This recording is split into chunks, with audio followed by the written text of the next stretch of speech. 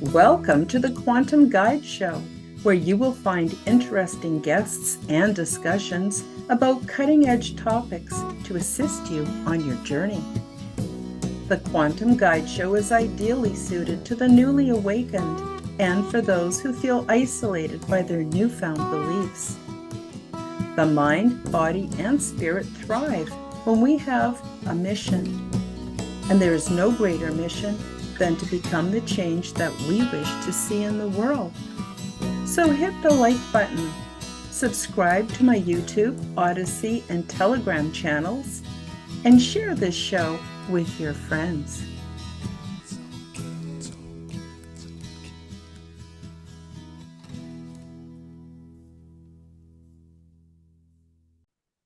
Welcome back to the Quantum Guide Show. Today in episode 96, I'd like to introduce you to JimBob OvalPants.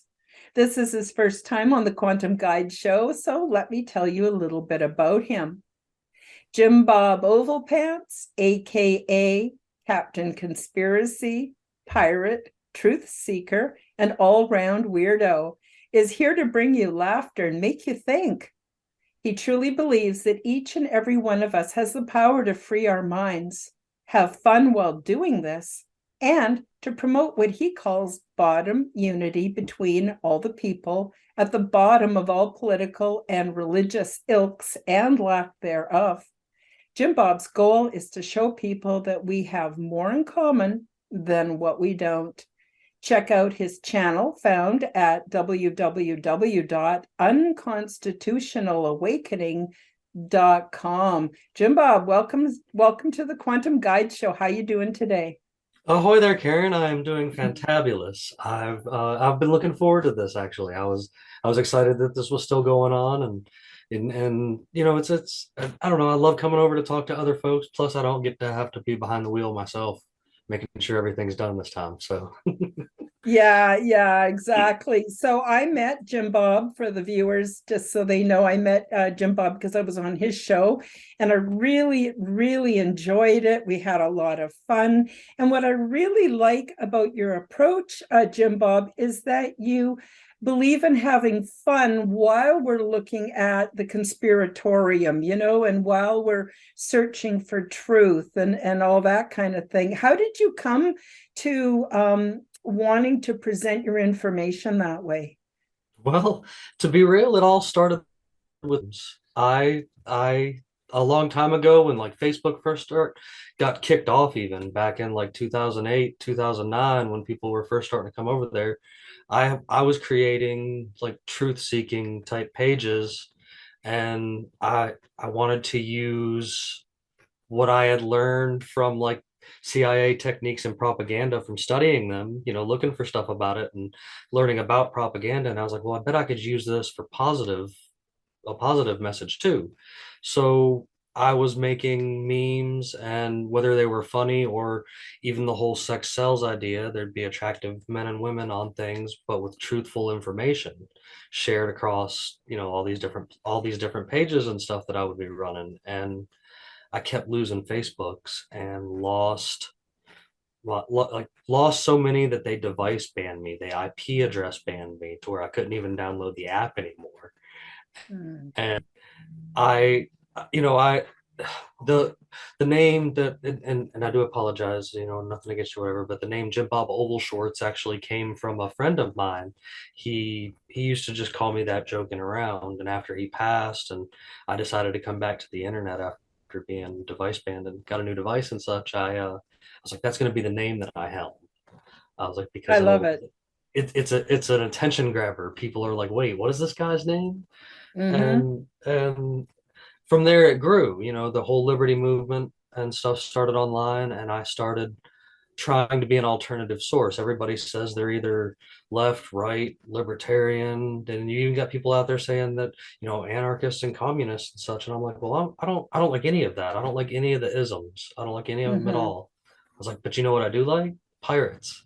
Pirates are the only free people on the entire planet, because they really don't answer to anyone but themselves. And I started making videos, short videos on TikTok in a pirate hat, just telling truthful information with my wild pirate flag hanging behind me. and were like, wait, what's this interesting fella talking about? And it just kept going from there. So I found a knack in being kind of silly, but talking about serious things. You can't take life too seriously because none of us are getting out of here alive. So Mm. Ain't that it's the just truth? Ain't that the truth? I love the whole pirate thing. I consider myself a bit of a pirate. I would say an information pirate. We talked a little bit about this before the show, where I don't think that information should be contained and kept away from certain people. I think that all the information that's out there we should all have access.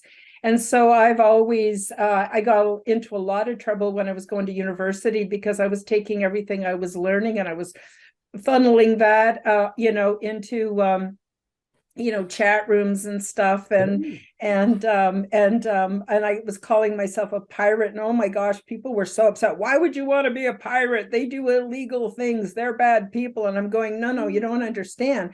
I'm an information pirate. So I got a lot of information from all kinds of sources, and I have a bit of a knack for getting information, and then I just start sharing it with everybody, and I do that to this day. So I am really, really love the whole pirate thing.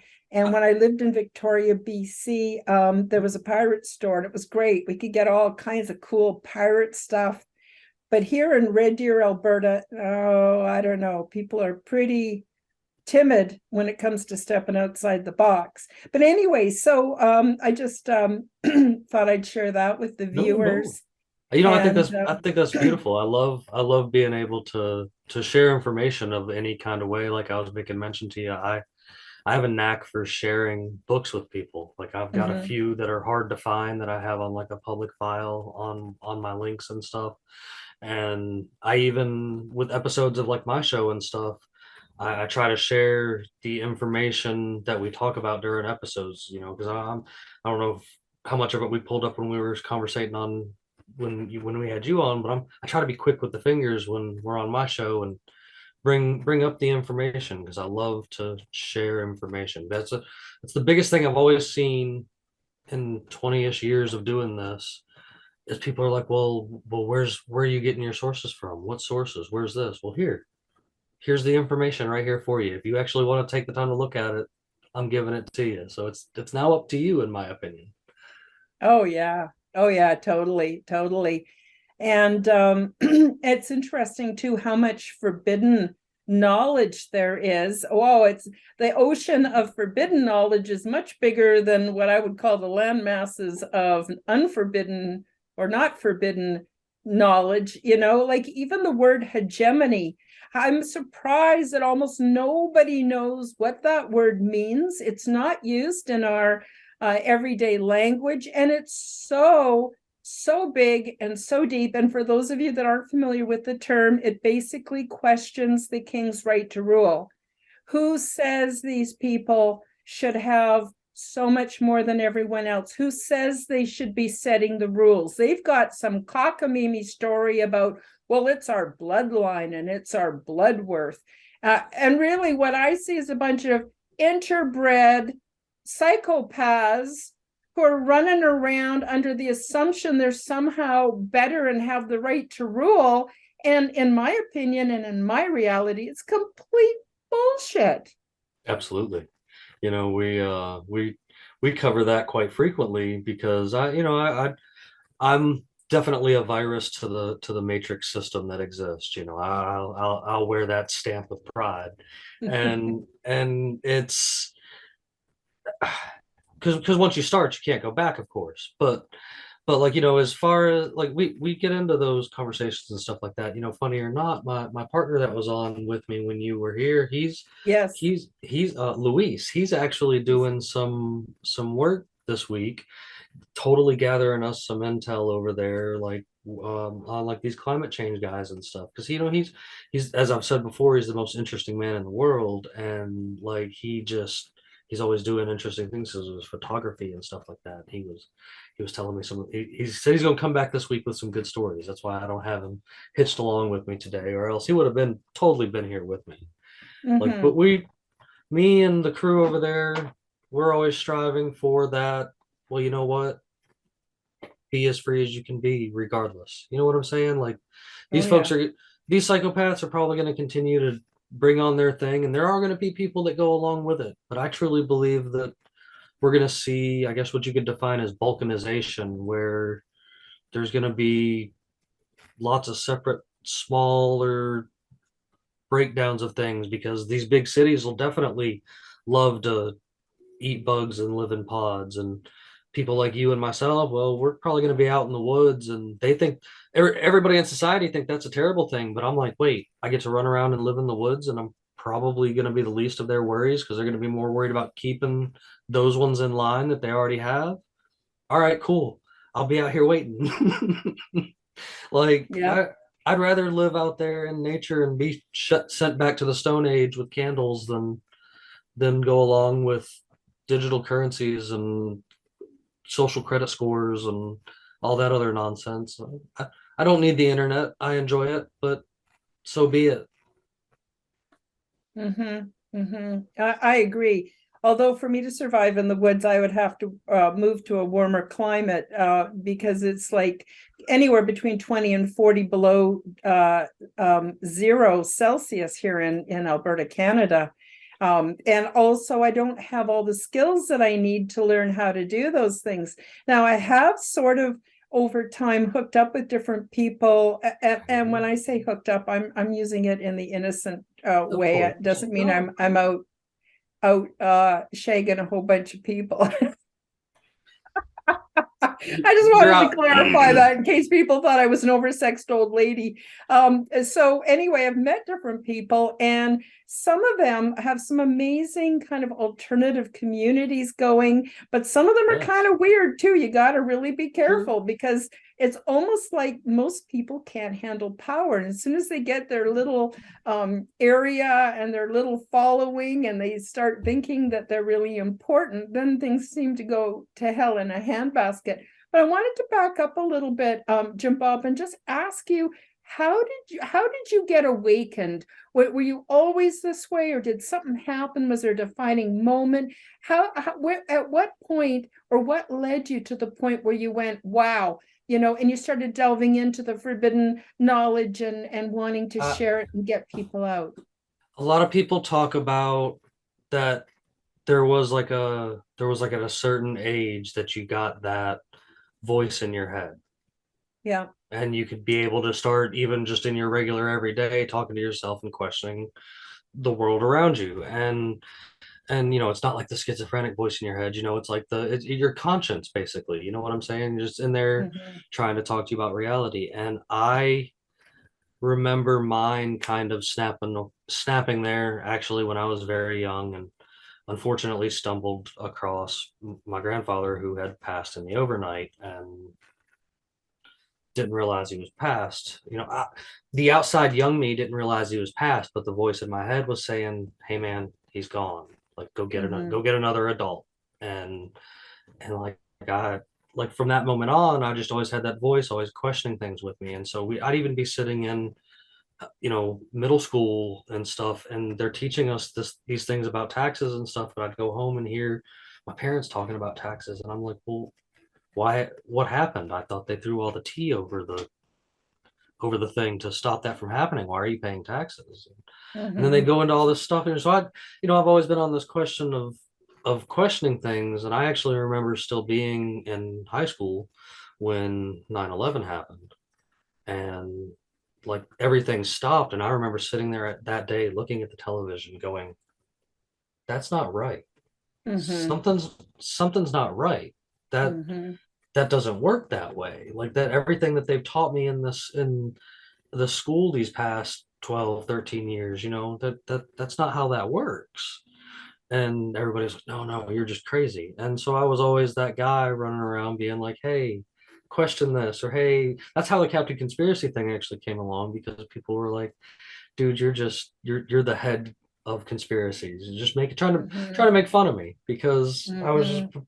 but I always just loved it. I was just like, what, how can you make fun of somebody that takes the things that people make fun of and turns it back into something that they enjoy? So I let, I guess, in a way, people's hate feed the idea that no, you can have fun with it, man. Like Mm-hmm. have fun with everything. Like you've got to. You got to keep your vibration higher than everybody else's vibration, because if you let it drag you down, you'll be stuck back into that system. Yep.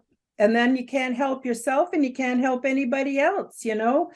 So I agree with you 100%. You know, I'm so old that I remember being in school when JF Kennedy was shot. And that was sort of my first experience with global troubles, right? And Sure. of course, I was too young to really know what was going on. I was like grade 2 or 3 or something like that. But I do remember that they called us all into the auditorium and they told us that he'd been shot, and they told us that probably there'd be a big war and that we should go straight home and stay in the house, and if we see planes overhead, run for cover. Like, you know, we were Huh. like really freaked out. But then nothing seemed to happen. There was just a whole bunch of grown-up stuff on TV, which in those days was all black and white. But anyway, later on, actually, it was not long after I started going to the University of Victoria as a Yeah. mature student that the whole 9/11 thing happened. And I'm telling you, when the 9/11 thing happened, I felt it in my gut, like a trauma, like some kind of a huge trauma in my gut. And I Yes. knew something wasn't right. And it didn't take me long before I was going, well, wait a minute, none of this is adding up. It doesn't And make any you sense. know, Like, I don't know what's going on. And you know, but I just want to back up a bit. I'm not trying to make it all about me, but just to throw in my 2 cents worth. You know, I was very fortunate because I was a young teenager during the hippie movement. And I used nice. to go down to Stanley Park in Vancouver and hang out with the hippies because Nice. I already from a infant age realized that all the grown-ups were crazy, and Right? that they weren't telling us the truth. They were like pretending. It was like being alive in a pretend world. It was really freaky and really stressful. So I started learning all this stuff from the hippies and coming home and talking about it at home. And then I just got, well, you're stupid. If you believe that, you're stupid. There's something wrong with you, right? And so to go through life, you know, always kind of being stigmatized for being honest and wanting to share information with people. So again, I would come back to this whole thing about comedy and humor and laughter, and of course, love and light and all those other good things. Because if we self-destruct, what good are we going to be to ourselves or to anybody else, right? Absolutely. I've always thought that that true stand-up comedians are the last mainstream truth tellers in existence. That's why Yep. you hear people like Dave Chappelle catching so much flack. George Carlin used to get a lot of George crap thrown Carlin. at him. I saw him live when I was about, I don't know, about 14, and I just loved him. But his message is Amazing. as true today as it was then, right? Yes, absolutely. Yeah, A lot of these comedians get up there and they're in their stand up, they're telling the blatant hard honest truth, truth. but it's Hmm. being when you disguise it as comedy, when you are up there basically being like, well, this is really happening, but you make it a funny thing, you can get away with telling a little more truth before you get, labeled with that censorship as quickly and as automatically. Luis taught me this early in our kind of partnership we have over there with the show, that if we're always just saying that all of this is in the universe that we're talking about, it doesn't have to be the main universe that everybody believes in. It could be something that we've, added a little bit of flair to or whatever, like a cartoon to Hmm. make it to still get the message across. It's back in getting into that whole idea of, and I know it's a scary word to use, but the whole idea of propaganda. Like Hmm. they've done a very good job at propagating our entire life to us between school, the television, you know, superstores and restaurants and stuff that all propagate through commercials and stuff like that, which is all done with psychology and Hmm. into our mind and brainwashing us into thinking that we need the newest iPhone, we need that Big Mac sandwich, we need that 75-inch screen television with the new game system and stuff like that. And the truth about it is that everything you really need in life, especially if especially if you live closer a little bit to nature, is really already around you. And Mm-hmm. I know where you are. The winter months are a little more harsh, of course. Where I'm at, we're in the middle of we're getting close to the middle of December already, and it's 73 degrees outside, and I'm still in shorts. Oh my gosh. Then I bet And it's a bitch in the summertime. Oh, it's very, very warm in the summertime. Yeah.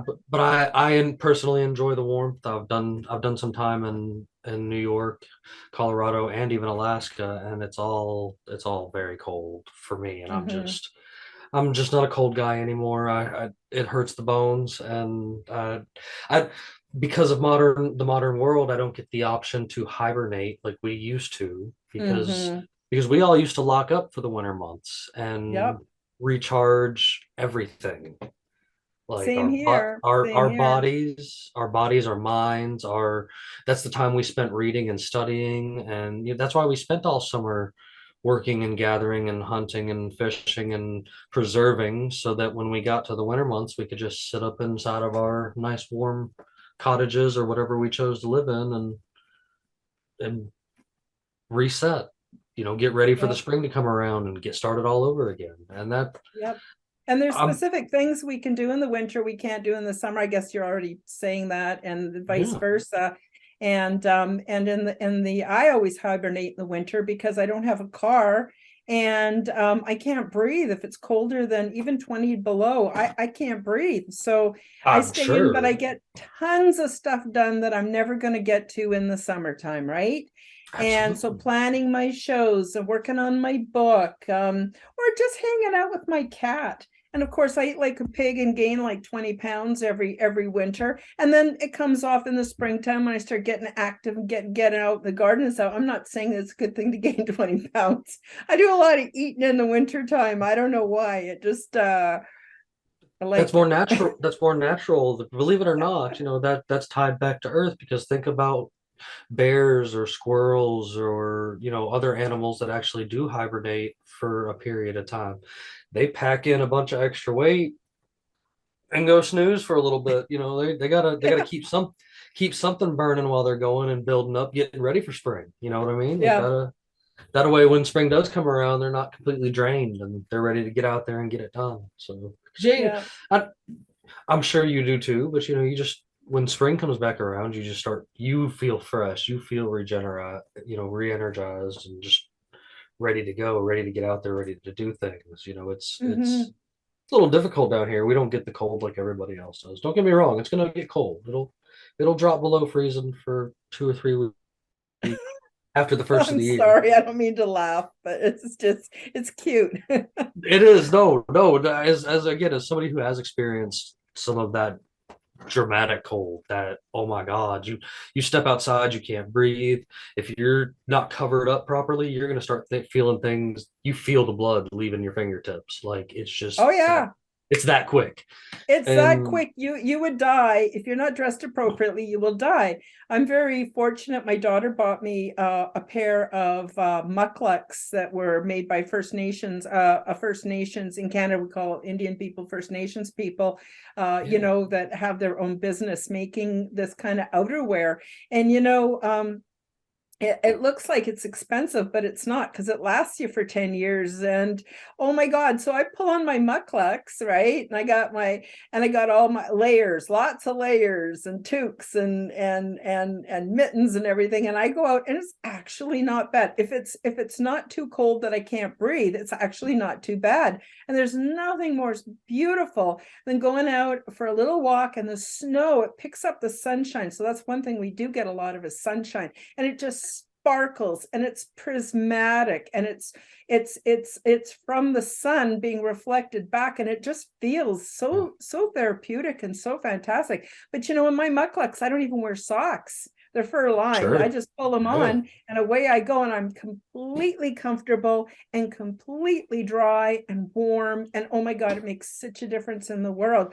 And I'm never going to go buy footwear again at Walmart or anything like that, or even Costco, because yeah, I got the most amazing footwear. So I think if people looked into the indigenous peoples wherever you live on the planet, and you yes, look into what they wore and what they wear, probably we'd be a lot more comfortable, and we would again not be supporting necessarily, all the big industry and big companies that own all the big box stores and stuff. So I'm really, really into buying Aboriginal things from Aboriginal people, not the rip-off dollar store copy stuff. Sorry, I'm rambling. Go ahead.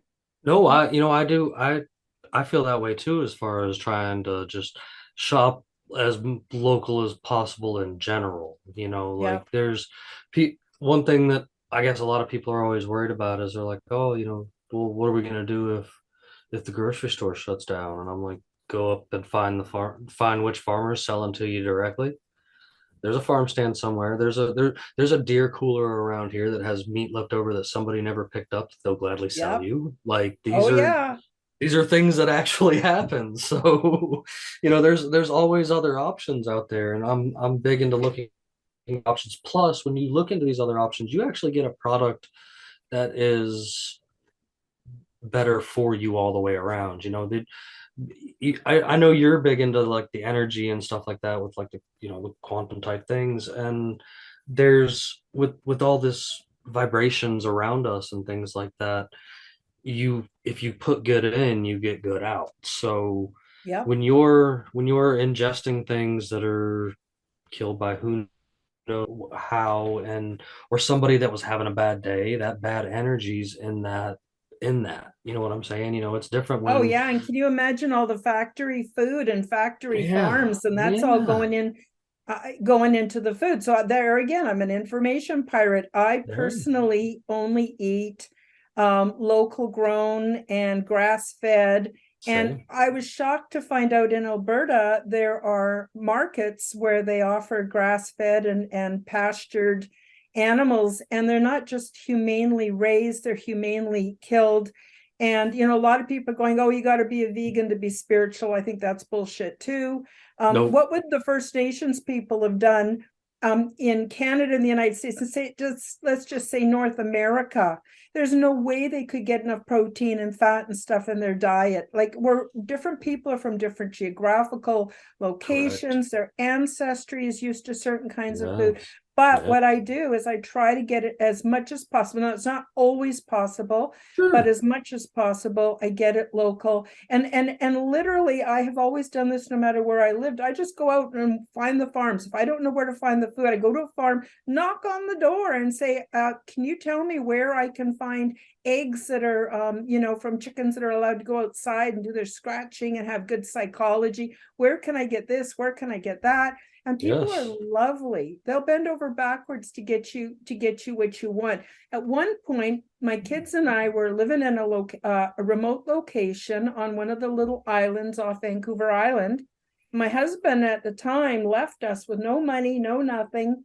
And a neighbor said, "Would you like me to shoot you a bear?" And I went, "Oh, okay. I don't know anything about it. You're going to have to teach me everything." He went and shot a 2-year-old female spring bear, was fairly lean, brought it over. We strung it up in the basement, not by its feet, but they run a rope through behind the Achilles tendon, right? So that the thing is strong enough to hold. And then I took one side, he did the other. We skinned the bear. I canned the bear. I fed people all over the west coast of Washington State and British Columbia. I knew lots of people that were low income, and just fed so many people, with the bear. Yeah. And so the thing is, of course, I've acquired I find things like moose super delicious. And these animals are there for us to eat. So it doesn't mean we want Yes. to kill them all. You know, But there's ways, there's practices and even rituals and stuff that like right. the native people you're talking about and stuff that they practiced before they went and did this. And it is for, allowing that positive spiritual type energy to, you know, let that animal, that being, whatever it is, even with food, like Mhm. vegetable type food, to grant you, this nourishment to keep this current body form going and stuff like that. There's our entire way of eating and our entire food system and stuff like that is completely discombobulated. We're Yep. too many people. We were convinced that it was at least 3 square meals a day and Hmm. tons and tons and tons of grain. And the reality of it is, truthfully, from my standpoint and my experiences and stuff like that, is the more that you actually eat from the earth, the less you are hungry. I'm a what you would consider an minute faster, I guess, is what people define it as now or Oh whatever. yeah, me too.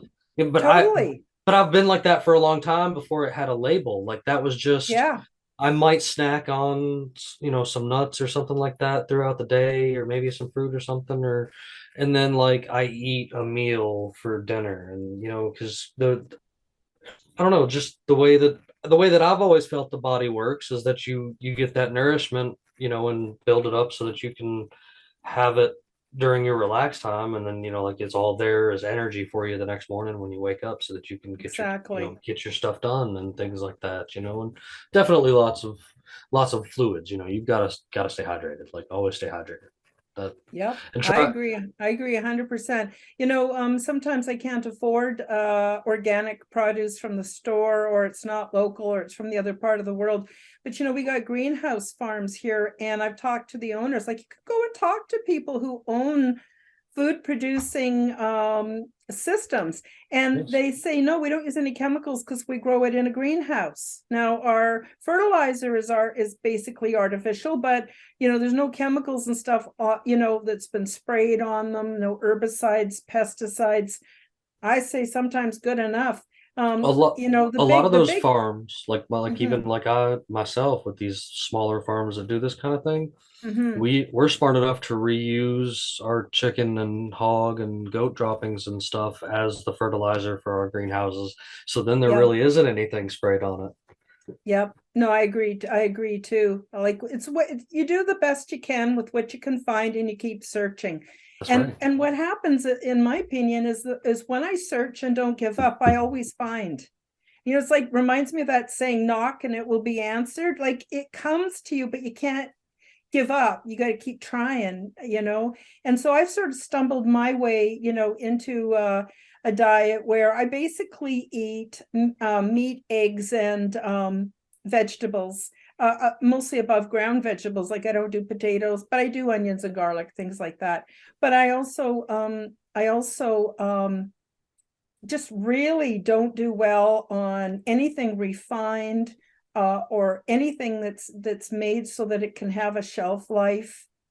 And I don't Well, do grains, and especially because I found out about all the harsh chemical treatment of the grains. Basically, it's like self-defense. And there again, you got to be like a pirate, where you're going to protect yourself you and do. take your swashbuckling sword and go, no, I'm not going to eat. Yeah, I probably would like to eat a pizza. I probably would like to eat Chinese food. I probably would like to eat some of those things. I'm not going to do it. And if I do, it's like once a year, just to remind myself why I don't do it. Like, that's self-defense, isn't it? I don't know. How do you Sure. feel about that, Sure. No, Jim Bob? I completely understand that. And I say I say there is ways to make all of your favorite things without having to go and buy the chemically filled things. There Yep. you can fry the chicken your home itself and make you a pretty awesome homemade type Chinese sauce to put on there. You can make bread out of a lot of different things, potatoes being Yep. one of those things. I'm a big fan of potato bread. That's one of my Mhm. favorites. And I think that like making you a potato crust and making yourself some pizza out of some homemade sausage and stuff like Mhm. that. These are things, you can replace these things that you want to go out and eat from Lord knows where, and you can replace them with something that actually tastes a lot better because it's got heart and Yes. soul and good energy put into it. Because I've worked in fast food joints, and usually when you're there, you're a miserable person while you're there. To be real, Well, and they're crap jobs. I'm sorry, but they they're are. crap They jobs. are. No, they are. And so, you're miserable while you're there. So think about how much misery is put in that fast food hamburger from McDonald's. And it's already garbage human flesh to begin with, from what I've studied and what I believe, but like on top of that, somebody's put so much negative energy in making it that it's just that much more worse. And that kind of stuff truly affects just the way that your everyday life goes. And grounding and returning to nature with as much as you can. I've got a Yes. I've got a good buddy that's a regular show guest, and he's somebody that I love to talk about every chance I get. He wrote an amazing book that is the keys. It's the keys to life, like the keys to success between meditation and proper diet and water and stuff like that. Like, but he put it in such an easy format that a kindergartner can understand it. And Mm-hmm. he goes by the name of Unchained, and the book is called The Unchained Brain. And he goes through talking about like all of this kind of stuff, and like really the big key points that I've pulled off from it and things that I've learned from myself over the years that we just kind of agree on is the closer back to nature, the more time you can spend away from the system, away from the hustle and bustle of modern civilization, the longer and healthier life you're probably going to live. Yeah, don't get me wrong, it's great to have a strong small community, but once it turns into New York's locks, it's out of hand, to be honest. Like that's Mm-hmm. places like that is where a lot of our trouble are. In places like where I am out in the middle of nowhere, and it sounds like you as well, like there's a bigger sense of community and a bigger sense of I'll help my neighbor out because they're my neighbor. Mm-hmm. Like it doesn't matter it doesn't matter what you believe in or what race you are or where you come from or who you voted for when it comes to something like that. It matters that you're my neighbor and Mm-hmm. you need a hand. And Mm-hmm. that to me is what, that's back to what you said when you were introducing me about the whole bottom unity thing. Like that to me seems to be the one thing everybody wants at the end of the day is a nice safe place to lay their head, a full belly, and a community that they can depend on when they need something. And Mm-hmm. we can I was achieve that. hoping I was hoping you could go a little bit more into that, your philosophy about how all of us, which is the majority, are at the Yeah, bottom of the pyramid, right? But that doesn't mean that we have to support the peak above, right? We got it all going on within ourselves. Do you want to speak a little bit about that? sure. A great starting point that I always tell everybody to look at is on a truthful scale. When you look at the numbers of, say, voting in America, this is where the best example I like to use. 83% of America does not vote. 83% of America chooses not to be a part of the nonsense they have going on over there in Washington, D.C. We just want to be left alone. We're the Mm-hmm. silent, we're the silent majority. We want to get up, do what we have to do to have the best life we can possibly have for us and our children and not be bothered by overreaching tyrannical nonsense. And I've I've traveled quite frequently. I've been all over the United States. I've got to visit Canada, Alaska. I've got to visit Germany. Like I always find the same people. I always find the same people that are looking for what I just said a few minutes ago. They're looking Yep. for a place to lay their head, a full belly, and camaraderie of some kind, just friends and family that are all close together and they're there for each other when they need each other and stuff like that. And that one guy that might be the weird dude on the road, but I bet you he's the first guy that pulls over and helps you change your tire when you sees Yep. when you got the flat tire. And that's the kind of things that I believe in because I have seen it so much, not only in other communities but other countries. And that right there tells me that we are more alike. Like I don't care. I don't care, if your great grandmama came from Australia and she cooks this awesome meal. Well, I do want to try that awesome meal because that's your culture, that's where you came from. I think that's great. But like I don't think you should let that affect our community, our friendship, or anything like that. We all come from different walks of life, and that's what makes us awesome. Like each of us are unique in our own little way. You found your steps. I remember you telling you some of your story when you were on my show, and me and Luis still talk about you to this day. We make mention of you and talking about how, just a great guest you were and great conversation that you had. And like it's making this community even online, has become such a great thing, because I keep finding all these awesome podcast people and these awesome like-minded individuals that are sure we are scattered all over the world, and we truly are. Like I talk to people in Australia, and that's literally the other side of the planet basically, and or however you look at it. And I talk to people all over the country. My co-hosts are spread across the country, and Yeah, because so many of us do believe in that same thing at the end of the day, that's why I'm like, look, man, we're all the same. The ones up yep, top, the ones on TV, the ones trying to tell you how you should live your life, those are the people that are out of touch with reality.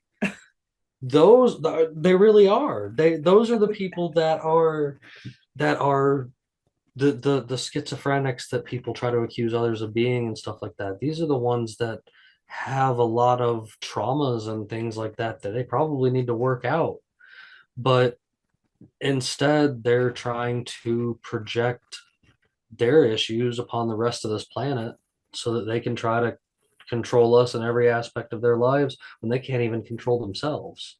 Clear, exactly. Clearly can't control themselves, because boy howdy have they done a heck of a job in the past couple thousand years. Because between me and you and everybody you got out there listening, from the way I look at it, when you start following these paper trails, it's been the same group of nut jobs, inbred nut jobs, as you mentioned earlier, Oh yeah, in charge for a couple thousand years now. Like, the bloodline keeps going. Each ruler we have in this country and rulers all over the rest of the world all can be traced back to some of the same people. And hey guys, those are the baddies. the body thrives when it has a mission, and there is no greater mission than to become the change we wish to see in the world. Sometimes, though, we need a little help from consultation and support services. Have you discovered that this world is not what you thought it was? Have recent global events awakened you and leave you feeling unsettled? Do you feel isolated with your not so popular newfound beliefs? Would you like to learn to thrive in this new state of awareness? It is a big shock to wake up and find that the old familiar world is gone, and it can be disturbing to go down the various rabbit holes only to find that the information is difficult to digest, and few people are willing to talk openly about it. You are not a conspiracy theorist. You are awakening, and once you find your way through it, there are many blessings on the other side. My name is Karen Holton, and I offer vital services that may be just what you need, and support for your journey into the weird and wonderful. Check out my Awakening Support and Ascension consultation, created to support individuals with their chosen alternative realities and lifestyles, health and recovery, and spiritual adventures. For more details, check out the various vital services found on my website, and be assured that I have found personal success with every category featured. My website is www.KarenHoltonHealthCoach.com. That's KarenHolton healthcoach.com.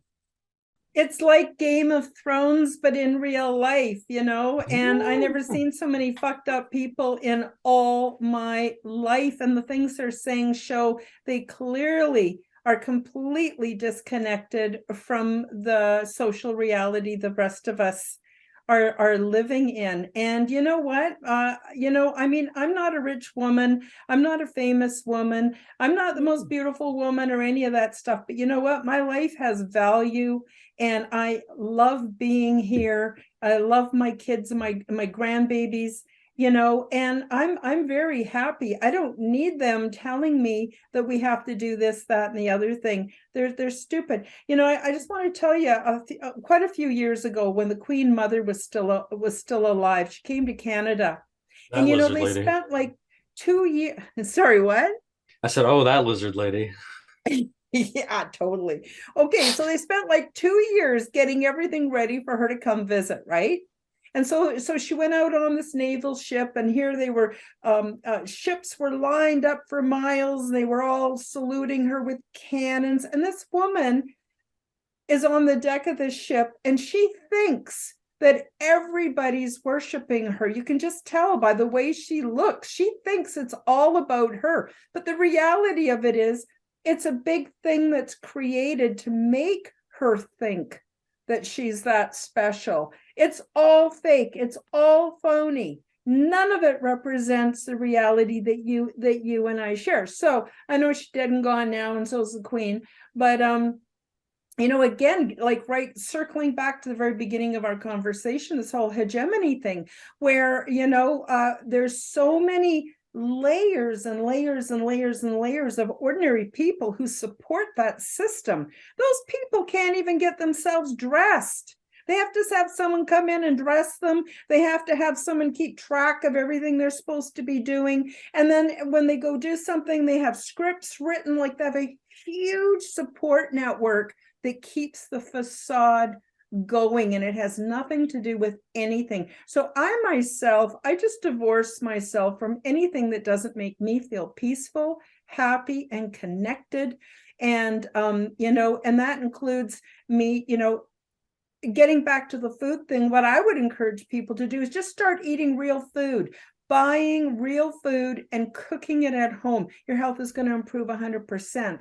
But instead, people are eating crappy food, going to the doctor, getting pills that's supposed to take care of their symptoms, never gets to the cause of their issue. Maybe they just need some fresh air. Maybe they need some meditation. Maybe they need to eat better. But there's so much disconnect with all the different layers of authority and so-called expertness. And then that's the other thing. We can become the expert. We can access that from inside. And getting back to food again, I'm sorry, I'm on a big thing, but I thought of all these things while you were talking, is okay.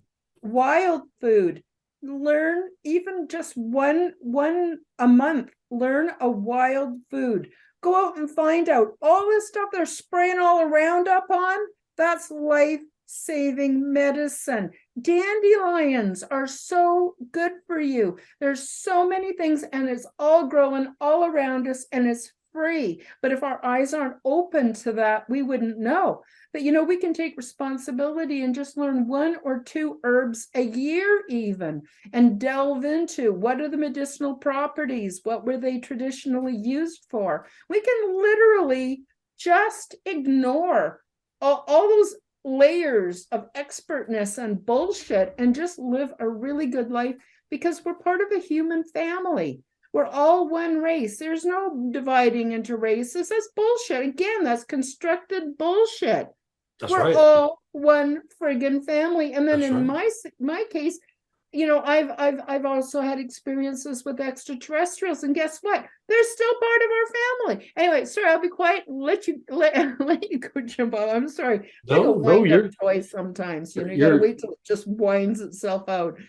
But you're absolutely right though on your points there. Like, I think those are some very good points to make, as far as pointing out, especially on the whole, all of us just being one family. I mean, that at the end of the day, the only reason some folks might have a darker tone than others is totally geographically. Like, to be real with you, like, you can go to any other country around this world, and there's people of all different tones out there, and it just totally depends on the region of that country they're from.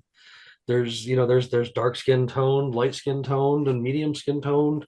South America, Middle East, China, like these are real things. It's it has more to do with your where you happen to be born than anything else. Like, and and then again, and that's in this incarnation. I'm somebody that thinks you come back to learn other lessons or to live other lives Yep. until you earn the right to be something cool like a cat or a cow or who knows, like, but you get to come back and get treated like awesome instead of having to go through the struggle and learn these lessons. And I think that because you do choose to come back into this form from the light version or whatever, that on the next go around you're like, well, hey, maybe I'm going to be Asian, or hey, maybe I want to be a black woman, or hey, maybe I want to be a Spanish guy that lives down near a cabana or something. You know what I'm saying? Like, you choose. Sure. I really think you choose the type of life you want to experience so that you can come here to learn the lessons of this kind of lifestyle. Because again, that's where we're all unique, but at the end of the day, we're still all the same. Like, you you can't deny that fact. Like, we'll all bleed red if we're cut. We we all we all need so many hours of sleep or else we can't do it. We all need to put something inside our gut so that we can continue to do it. So I would agree. why do we And fight so much? another, Why don't we enjoy all the cool quirks that each one of us have? Like, yeah. And another thing too, and this is universal even to other star systems, which we may choose to incarnate into for different experiences and yes, soul evolution. But the one thing I notice that's universal is when parents are holding their newborn baby.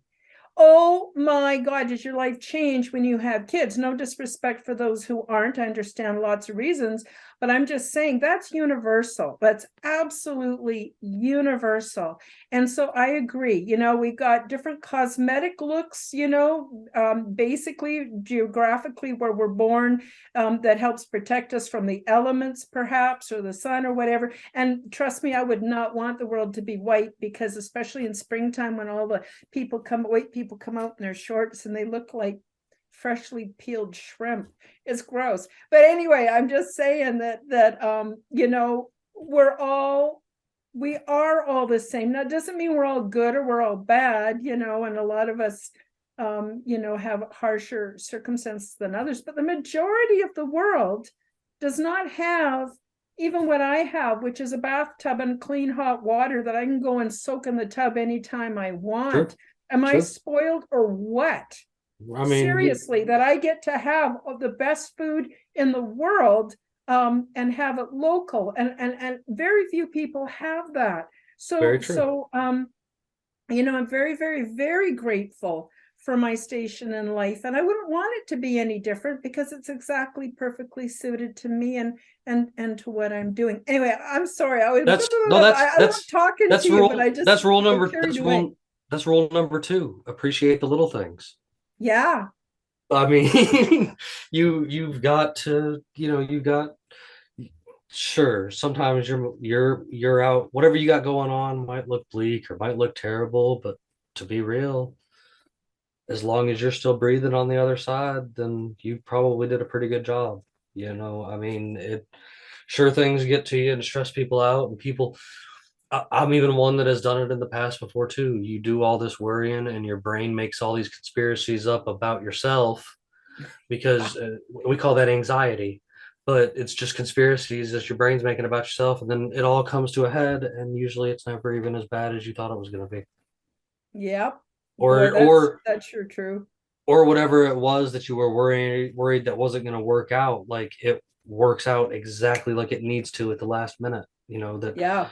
whatever it is, it's just you've I guess in a sense, depending on, I guess, the religious belief of some people, but I know the Christians would call it faith. But like, I say that it's just kind of how the universe works, man. You as long as you're putting in good, you're gonna get good back. Hmm. There, and once you start putting in that stuff that leads to evil, like selfishness and other things like that, that's when, sure, it might not be right away, but it does come back and get you one way or the other, whether it be in the form of, direct payback, or health problems, Oh or yeah. generational curses and stuff like that. Like, these are all like real things. Like, you make sure you're nice to who you need to be nice to, or else your great grandkids could feel the effect of it. That's what I was going to ask you next. How do you feel about shadow work? I'm a big advocate of shadow work. It's a horrible, yucky, nobody wants to do it. But I can tell you from personal experience, it really, really has amazing results. So do you want to It's speak to it's that? it it it sucks when you're having to do the hard stuff, but sometimes you have to. You got to learn how to recognize patterns, and if you can recognize a pattern that's unhealthy or not good for you, then you've got to figure out how do you break that pattern. Hmm. And you've got to be willing to break that pattern. You can't just say you're going to do it and never succeed. You've got to actually do it, It's and it all does. it's all about taking steps towards what we want and away from what we don't want, but just keep at it, keep taking those baby steps, and don't expect everything to be miraculously cured overnight. I also believe we're here for soul evolution and soul development. And what's interesting is the weirder I get, I am also totally a weirdo. I got people that don't want anything to do with me, relatives and stuff, because they just can't deal with my weirdness. And yet I don't feel like I'm weird at all. I'm just step more into my authenticity. But I have a lot of weird beliefs and stuff that are not common. I don't Same, care. They same. suit me. They're helpful, and they're helping me. And I'm happy that I have that information. A great example of that I like to point out is, one of the biggest debates I constantly hear about in the conspiracy world between everybody is always, well, it's flat, it's round. And you know what? I say you're both wrong. I say we're inside of, not on top of, inside of a giant turtle spaceship in a vast ocean of space. And just throw everybody off for a loop, and they're like, wait, what did this guy just say? I'm like, exactly. And but I've always been the guy that you've got to. Everybody's like, well, it's either A or B, and I'm like, what about No, it what could be about C. E? It's I'm probably C I'm like, or what about? D. I'll go. What about E? And they're like, what about Yes. C and D? What about C and D? I'm like, no, I don't like those options, so I had to find another one. When I'm around people who are fiercely debating the globe Earth or the flat Earth Yeah. theory, I always say it's both, because I believe we live in a holographic with real life consequences environment, and so it's both. I Yep. don't see it as being this or that, and that Yep. was one of the biggest things that came from my spiritual awakening. Is I no longer follow, oh, you have your choice between up or down, back or forward, black or white. Mm-mm. It's all bullshit. I can No, transcend those all are that. those are no, don't limit me that way. There Yeah, is infinite possibilities between those two, and nobody's that's right. talking about it. That's right. And That's that's right. where freedom and love and all the most amazing things are. I just love talking to you You because you have were such an open you philosophy. you were talking about being weird. So it's always been a thing for me that I walk around every day in shorts with giant socks and cowboy boots. That I love it. I'm not that going to show you what I'm wearing below screen because no, I'm no. always in my pajamas. Every show I've Well, ever that's done, I've been in my pajamas. nice, nice. That's but like I've that's kind of my style. You know what I'm saying? Like, Yeah. people are like, who's this weird dude wearing crazy socks and shorts and cowboy boots running around? And I'm like, what are we talking about? And then it doesn't help. Like, this has always been another one of those things. This is back into the comedy aspect of things. Because people try to cut you down. You know what I'm saying? They make fun of the way Yep. you look. They make fun of the way you talk. They make fun of the way you pronounce things. And I butcher names, not unintentionally, but I butcher Me names all the too. time. Mhm. In fact, my last Canadian guests were making fun of the way I say Trudeau. So, and they said that they were going to continue to do it that way because they thought it was funny. It's So, great. right, and then the cowboy boots, the pirate hat, the rainbow do rag, the crazy flag, and I'm pretty outgoing about things. Like, when you put me in like a big, huge public situation, I'm definitely that guy standing in the corner waiting for somebody to speak to me first to kind of break the ice or whatever. But once I do, good luck shutting me out. Like it's probably going to go on, and I'm going to have you think, question all kinds of things because back again, like you were saying, like I I'm always looking for that extra answer, that different answer, because I don't like either of the ones that are given to me. Like, Yeah.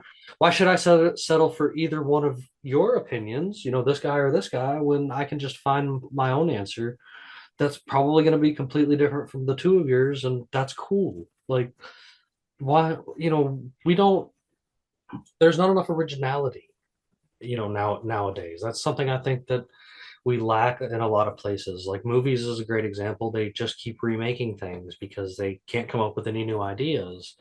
And Yeah. it's the same with a lot of books. Like I was actually reading this thing where it says there is only 36 plot lines that can exist in any kind of story. Yep. And I was just like, huh. And I started actually trying to break that down and really looking at it. And yeah, you're right. There's only 36 plot lines. There's no other way around it. So it gets boring telling the same story over and over again. So why not be a wild card and just make it crazy? Like be be the wrench in the system that you you want seen. You know what I mean? Like you stand out in the room. Peacock, if you will. That's what Luis tells me all the time. He's like, "Oh, you're just peacocking." And I'm just like, "No, I'm breaking the system because the system's going to keep just trucking along. But if you go in and make that noise, you're going to find that all of a sudden the system comes to a complete stop and everybody turns and looks at you because they're like, what was that noise? And you just did it right there. You broke everybody away from the system. You broke them away from their phones. You broke them away from their everyday life. You broke them away Yeah. from the way that the computer says that it's supposed to play out. And you made them pause for a minute and turn and go, what was that? So you're affecting it some way, but be that ripple. Ripple it as Oh, hard as absolutely. I call it sociological sabotage. That's, yes. how they used to be in the factories and they didn't have good treatment. They didn't get enough pay. They didn't get enough breaks. And they started sabotaging, like throwing the monkey wrench into the machinery. Well, that's what we're doing on a quantum level. That's We're right. fucking up the system because the system needs to be fucked up. Pardon my language. I'm a bit No, foul no, that no. way. It's okay. But you're right. I think that's a great way to get the point across right there. Like because it is fucked up. Like the entire thing was built this way to eventually topple, and they intend to take what they can and go run and hide in all the underground bunkers that they've spent tons With and tons of years themselves. building with With themselves. themselves. With It's the most themselves. perfect punishment. They're going to be around themselves. So they're going to be buggering each other's children. Pardon me. I'm not saying that Yeah. any child deserves to be buggered, No, but no. I'm just saying, where are they going to go? They're going to be doing all this intrigue and bullshit with each other. They're going to be all stuck together. And I'm Yep. laughing my ass off, Me too. as we're going to be probably out in the woods picking berries, but you know what I'm Which saying. I'm not saying we're better, hey, but I'm just no. saying they're closing Look, their we own were we circuit. I were don't we know. were we were put in this reality to do, I think, that right there, and enjoy the sunrises, enjoy the sunsets, take that walk through that, mountain trail or down that beach, pick those berries, Yeah.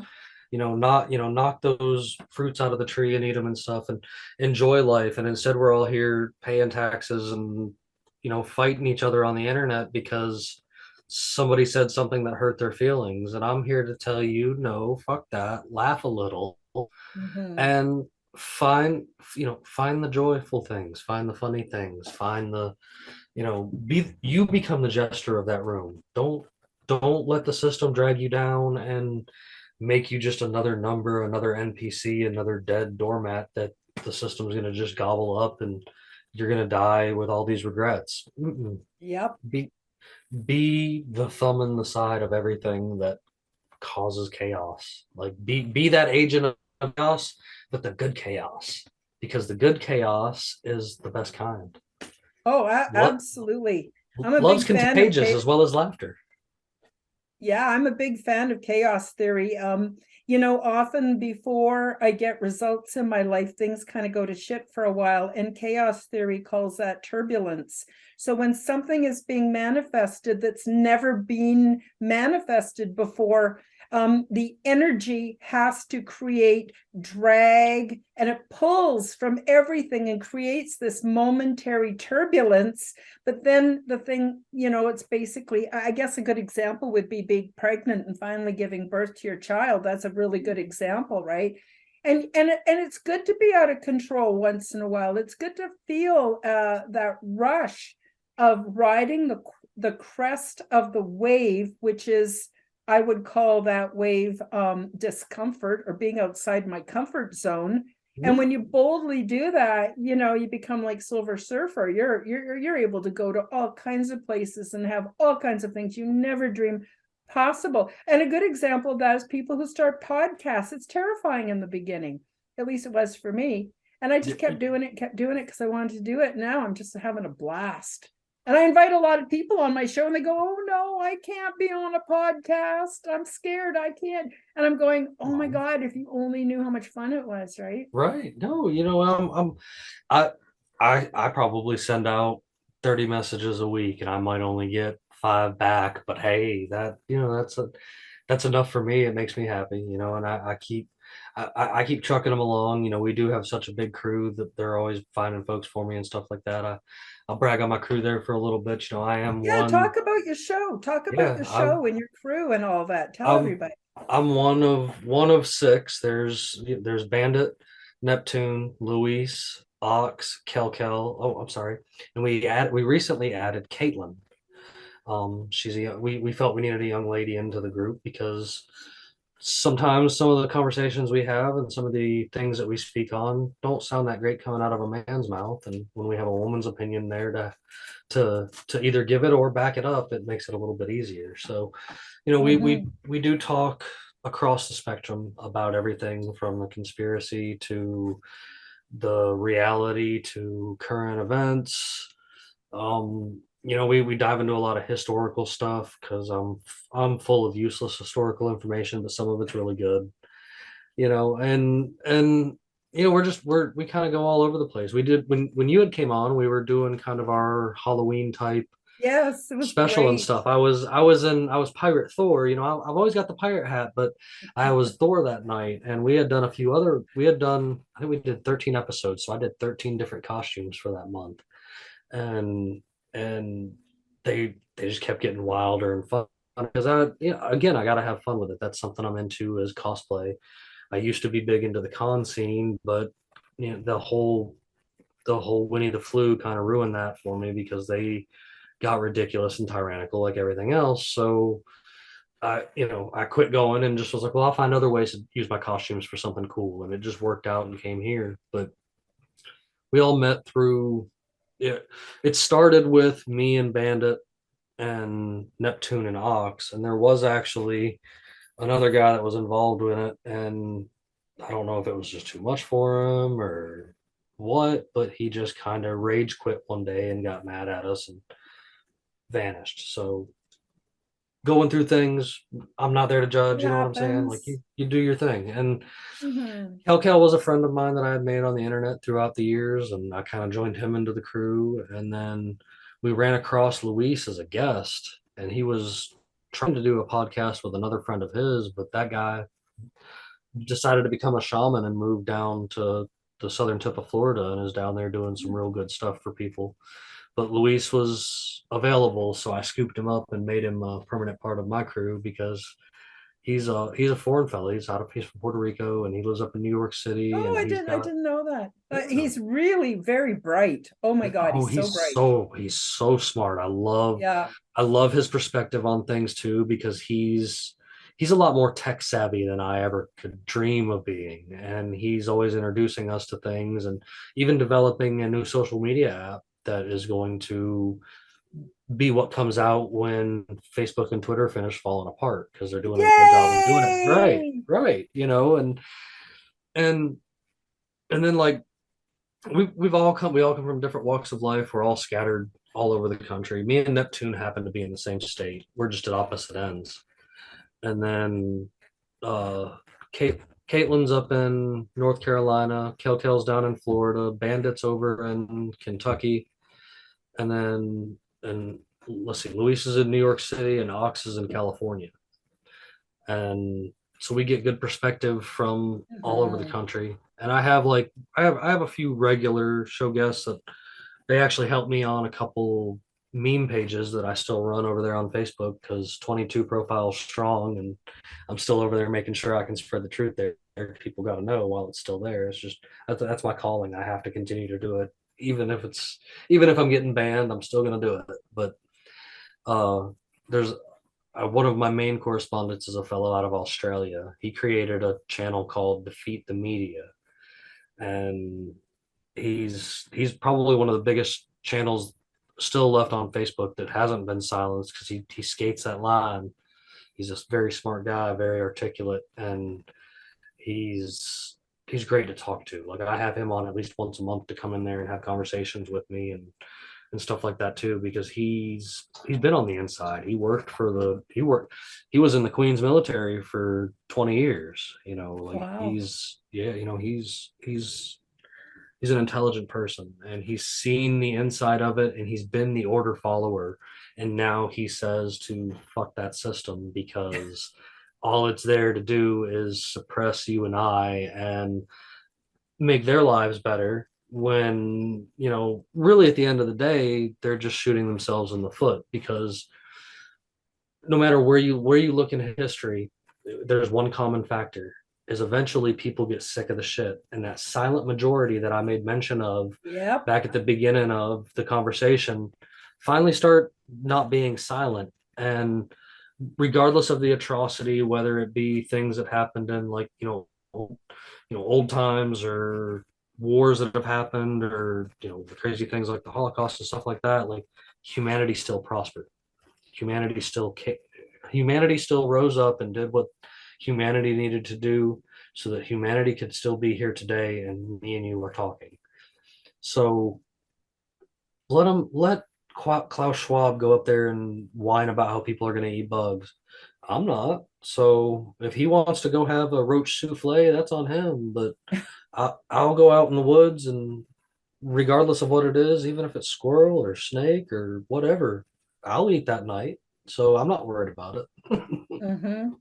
Mm-hmm. Yeah. Absolutely. But we all came together and started podcasting because I had a lot of success in my short video format and playing around on YouTube talking about conspiracy type stuff.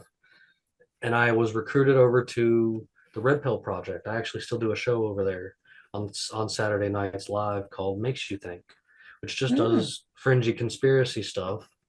And they inspired me to start my own show. So I took the dive and just decided to do it. I was, like you said, I was kind of nervous when I first dove into it too, but I got 135 continuous episodes, and Wow.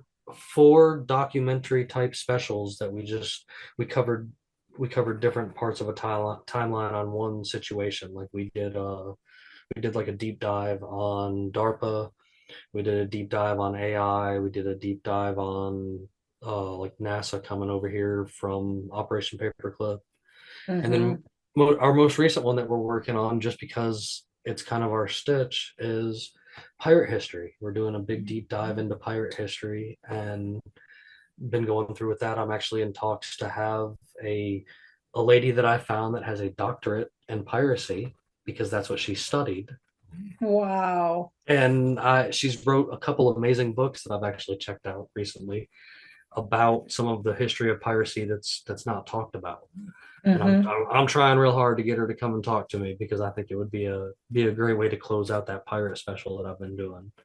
Because That's great. We're I have another show called Aliens and Astrology, and we're actually having a guest on next week. And she's been involved in the Oak Island whole thing in Canada. I don't know if you know about Oak Island. It's in the Maritimes. my And They've been trying to find that treasure for so long, and every time I talk to people about Oak Island, I always remember that show called Goonies, which is like one of my favorite all-time shows. Anyway, sorry, go ahead. Just if you ever want to have her in your show, I would pass you her information. My work partner is married to the daughter of the man that owns the island. Oh my gosh, small world. Yeah, right.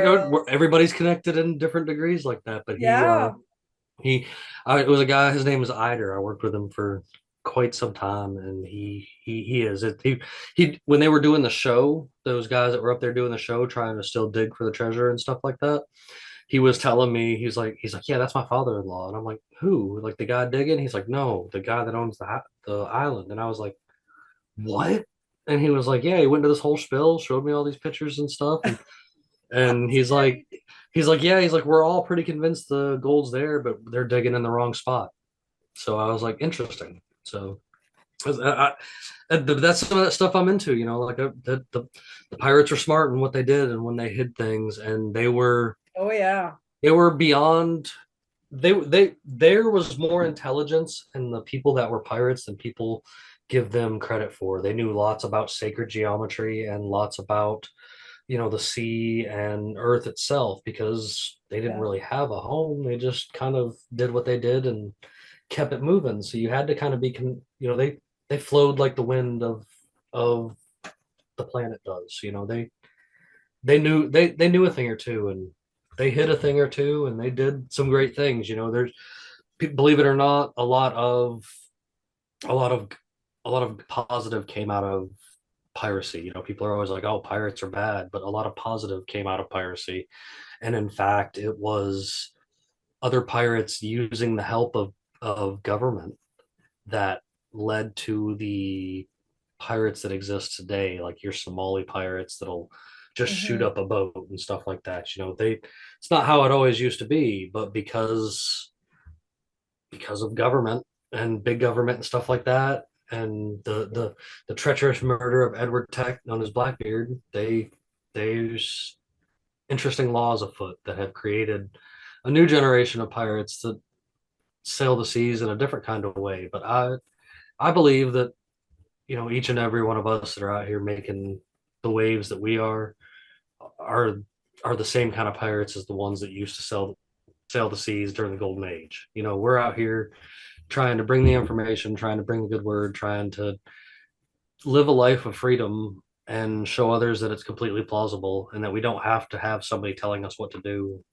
every moment of our waking life, like we're some kind of toddler that got out of the playpen, like bug off with your tyranny and nonsense and your overreach and what other crazy nonsense they're into, because boy, are they into some weird stuff. Like those rich powerful people are sure into some interesting unique things, but that's a conversation for a whole other day in reality. That's a whole nother. We're kind of getting near the end. I wanted to just say too that I think pirates are similar in some ways to bikers. The biker gangs, they happened as a response. They didn't just happen for no reason. They happened as a response to conditions that were unacceptable. A response to tyranny. Yes. And so, I don't know, like, I don't really know much about the Somalian and the modern day pirates, but the whole history of actually, to be honest with you, I think the whole history of every aspect of humanity has been changed, very doctored, and covered up, and we've been given this artificial history that doesn't even make any sense. And the more we go down the rabbit holes, the more we learn. Oh my gosh, it just opens up that really these elites have just ruined everything and dummied everything down. And there's got to be a shift. There's got to be a change. So before we close out, I just wonder if you have any more words you want to say. Do you have any additional message for our viewers? But before I give you any additional message, to touch back a little bit, when somebody that I hold very dear to my heart that I met through doing these shows and these podcasts and stuff, he's a really good guy. He's a quite an older gentleman who also happened to run with the hippies. So he's always got some good stories for me too. But he also says that the simplest answer is usually the right answer. Mm-hmm. You know, people are always looking for all these weird, complex things that humanity has used to explain things that are unexplainable, Mm-hmm. when really you just need to look at it for what it is. And you know, I Mm-hmm. think that's actually I think it's some good final words too there though. But no, you guys, I think everybody out there and everybody that's been listening, and I hope you've enjoyed listening to my craziness that goes on here and maybe had a laugh or two. But don't I said this earlier, and I think I want to say it again to leave it as that, is don't take this all too seriously, man, because none of us are getting out of here alive. And if you're walking around with a sad look on your face and having a bad day, just try to find a way to look for that positive point in there. I know that's hard to do in some situations, but Mm-hmm. there's something you can laugh at, even if it's one of those things that you're like, oh, I shouldn't make a joke about that. Make the joke. Laugh. Bring the laughter, because the laughter is contagious. If you start laughing, I start laughing, she starts laughing, that guy over there starts laughing, and that's love. So that's a great positive energy to stick back into the universe. Mm-hmm. Absolutely, absolutely. And besides that, laughter is also called internal jogging. It's ever so good for your health. I want to thank you so much for taking the time out to be on my show, and thank you again for having me on your show. We'll have to get you it's back just soon. great. It's very encouraging and upbuilding, and just adds a real spark to my day. And I want to thank you so much for being here. And I want to thank the viewers for being here too, because without you, we wouldn't even have a show. And it's just ever so lovely that you could join us today. And was there anything else you wanted to say, JimBob, before we close out? Hey guys, if you liked enjoying listening to me tonight, you guys can hop on over there to unconstitutionalawakening.com. There's tons of awesome things there from me and the rest of my crew. There's sections in there for all of their little side projects and stuff like that too. We're all about sharing information. So I promise you go over there, you're gonna learn something. So Lovely. Give it a check out. Well, I'm always feel free to message on there, because I'm usually pretty quick at getting back to you, because I don't hesitate to share anything I can share. Lovely. Lovely. But thank you so much for having me on, Karen. Oh, my pleasure. Bringing me over here, and we're gonna make sure we get you back over there to Unconstitutional Awakening here soon too, because you didn't even meet the crew the last time you came on. No, I'd love to, and I'd love to have you back too in the new year. So let's stay in touch. Yes, so we'll just say goodbye to everybody now, and thank you for joining us, and we'll see you next week on the Quantum Guide Show. Bye-bye, everybody. Thank you for joining us on the Quantum Guide Show. Become the change that you wish to see in the world. Subscribe to my YouTube, Odyssey, and Telegram channels. Like this video and share it with your friends. You can also find the Quantum Guide Show and my other podcast called Aliens and Astrology on the Forbidden Knowledge News Network. That's www.forbiddenknowledge.news. And while you're at it, check out my website, www.karenholtonhealthcoach.com, where you will find some amazing products and services and an abundance of free resources to help you with your journey. All of the links are in the description below. And in the meantime, until we see you next week, keep up the good work.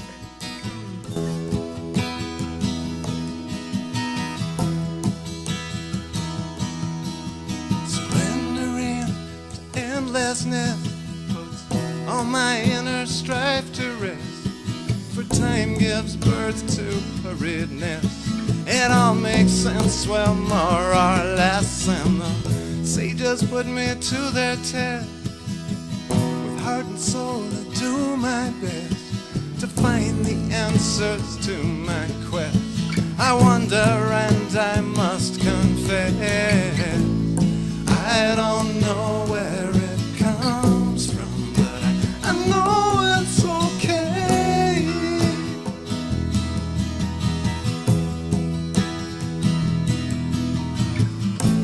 If this is all in